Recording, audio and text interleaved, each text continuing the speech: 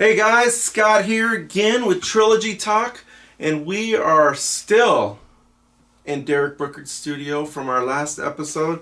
This is a 2-in-1 episode cutting day, but came to you at two different times. If you didn't already see the last episode, we talked about why discs go out of production, why discs are discontinued. And after I turned the record button off, me and Derek were sitting here talking about discs, and we were starting to talk about discs that we thought were underrated. So it popped in our minds like, hey, let's do a segment on underrated discs. So with this, we're going to talk a little bit more about what's underrated to us personally, not what as overall. I mean, a lot of discs that I think a lot of people think are underrated are probably a lot of those discs that we talked about in the last episode that are discontinued or out of production. But there's still several discs out there that people think are underrated. We're going to tell you what we think ours are. But after you're done watching, in the comments below, tell us what you think your discs that you actually throw are considered underrated. So, all right, but now focus on us. Right here, focus on us. All right. So, all right, Derek. So what discs would you call underrated that you don't throw? Well, we mentioned the Fuse in our last episode. I definitely think the Fuse is super underrated. It's a great understable mid. I feel like the Tersus tends to get more of the love than anything, but the Fuse is definitely right there as one of the most underrated discs in my opinion. Another one I think or one I've personally always loved is the Truth. And I know it sounds weird to say the Truth's underrated because the Truth didn't used to be underrated. But I feel like the EMAC Truth has overshadowed the Truth and it's made the Truth very underrated. The original Truth. The original Truth, but more as it lost some of its stability. You know, it's more of a very straight flyer. You can manipulate it. You can get some nice turn out of it if you need to. You can hyzer flip it. It's just a very underrated disc and a great, in my opinion, a great complement to the EMAC Truth. I carry a Truth, an EMAC Truth, and a Verdict, and I carry a couple stages of both. Right.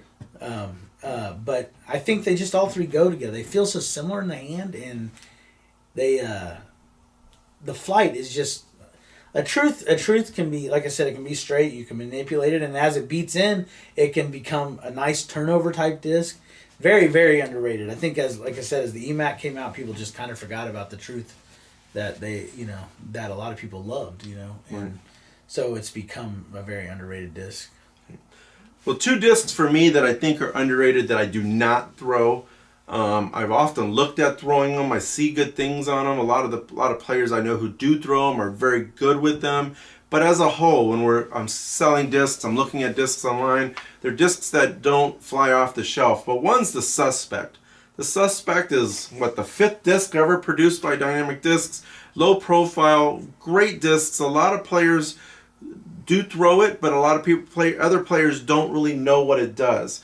I think it's a great disc. I personally don't throw it because it's low profile. I've wanted to throw it many times. I've gotten a Suspect a couple times, especially when I found them in used bins and I want to try them out. But for my throwing style, the low profile doesn't work as well for me. But a lot of people around me I know who throw them love them. The other disc that I think that not a lot of people give love to is the Slammer.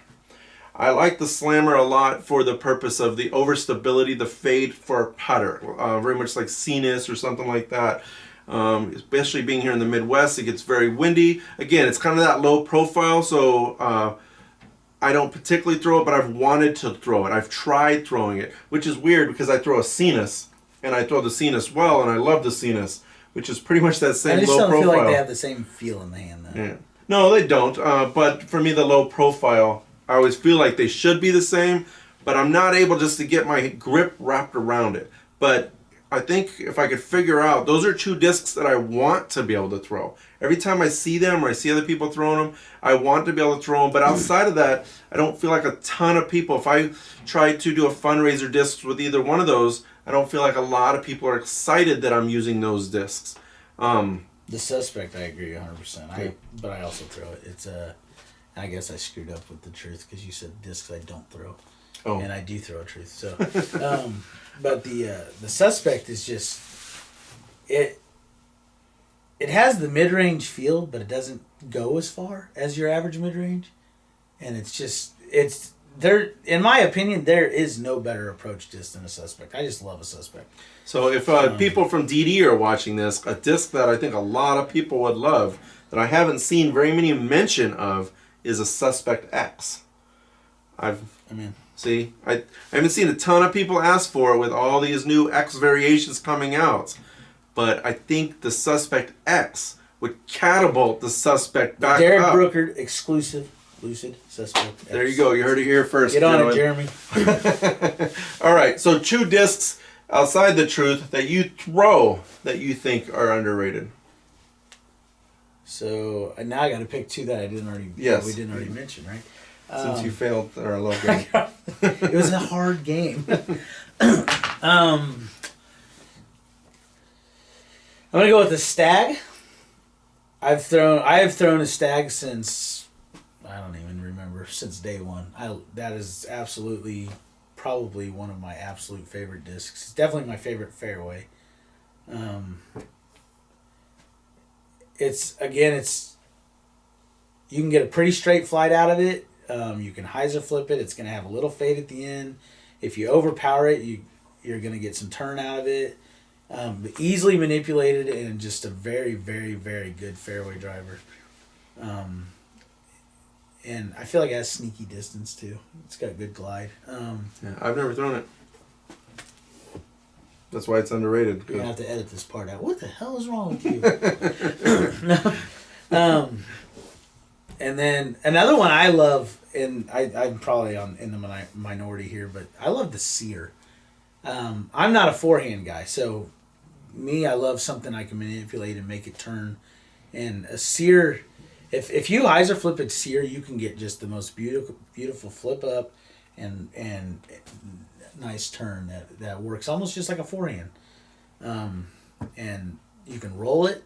It's a great disc for in the woods. So I think, to me, that's a very, very underrated disc. I hear a lot of people talk about, and I'm by no means saying these aren't great discs, but I hear a lot of people talk about like the Maverick and things like that. And I mean, the Sear is just right there. It does very similar things, and in many cases, in my opinion, does them better. So that's, for me, that's definitely, those are 2 discs I can't really live without. All right. Well, 2 discs that I throw that are physically in my bag that I think are underrated. One is the Renegade. I throw the Renegade. It is probably one of the farthest flying discs I have. When I throw it right, it does require touch. So I mean, if I throw it at about 80% with a little hyzer flip it, let it slowly go right, fade out left, I can get a lot of distance out of it. It's the disc I use for a roller, and I can even use it as a sidearm on shorter range where I don't have to throw it really hard, where I'm not putting a ton of snap, but I need extremely straight. It is the disc I go to a lot. I actually have probably about 15 backups. Now, my Renegades are the pre-made in Sweden Renegades, the ones that I've just liked, because, as I tell a lot of people, once you find a disc you like, buy a stack of them. So, coincidentally, I just loved it since the beginning. The Renegade is one of the very earlier on discs that came out through Dynamic Discs, and I've loved it ever since. It's, like I said, it does virtually anything I need it to do. I can even throw it with a hyzer in the right wind. So again, the Renegade, I love the Renegade. The other disc I throw a lot that I think is underrated is the Evidence. So prior to the Evidence, I threw the Fuse a lot. So the Fuse at the time, I grew up with playing with the Trilogy discs with a Fuse. I really liked it. The Evidence came out, and I was able just to do a little bit more with the Evidence. I was able to get it to go a little bit further. I had a hair bit more fade stability on it, so I enjoyed that. I have actually, with the recent introduction of the Fuse again, or this new Fusion X, I've been wanting to try that to see how it compares to that Evidence. I know the flight characteristics still are slightly different, but for me, they're still very similar. But the Evidence is ultimately what took that spot in my bag. I can control it on a mid-range. I can throw it straight. I can throw it with a slight ante and carry over there. So for me, those are the 2 discs that I throw. So, but all right, guys, that's what we have on this show. those are the discs that we think are underrated in our bag. A few discs that we think are underrated that we don't particularly throw. In some cases we do, that are out there. Make sure you check them out. Again, in the comments section, let us know what you think is underrated. I'm sure there are a ton of discs out there that we haven't even thought about being underrated because there are so many choices. So again, comment before, but like always, like, share, subscribe, and contribute. Until next time, keep sharing the Trilogy love with the world. See ya.